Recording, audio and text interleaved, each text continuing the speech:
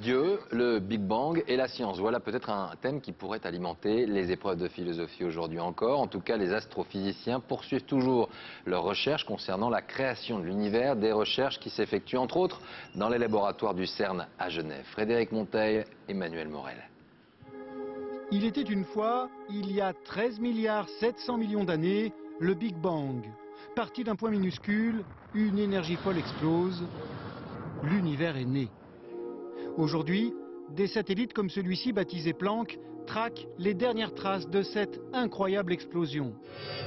Sur Terre aussi, les scientifiques cherchent à comprendre et à reconstituer ce Big Bang. En Suisse, dans un tunnel souterrain de 27 km de long, des protons, un composant des atomes, sont projetés à une vitesse prodigieuse, 300 000 km à la seconde, jusqu'à la collision.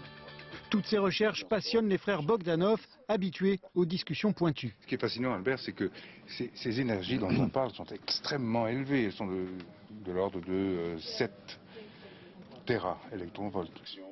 Igor Egrishka l'affirme, notre monde est régi par un ensemble de lois extrêmement précises.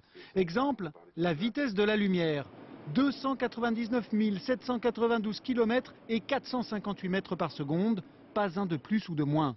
Autre exemple, les marguerites, vous n'en trouverez aucune qui possède 16 pétales. Pour nous, l'univers n'est absolument pas né par hasard quand on constate toutes ces constantes, quand on constate que ces grandeurs quantifiées, chiffrées, précises, parfaitement ajustées, qu'elles sont là, et que si elles avaient été détraquées ici et là, à la 20e décimale par exemple, ou au 100e rang, un chiffre à la place d'un autre, l'univers serait resté chaotique. Les frères Bogdanov y voient donc la main d'un créateur, pourquoi pas Dieu? Une thèse audacieuse réfutée par une partie de la communauté scientifique. L'arbitrage viendra peut-être de l'espace. Le satellite Planck doit livrer bientôt de nouvelles images du Big Bang. On en saura alors un peu plus sur la création du monde.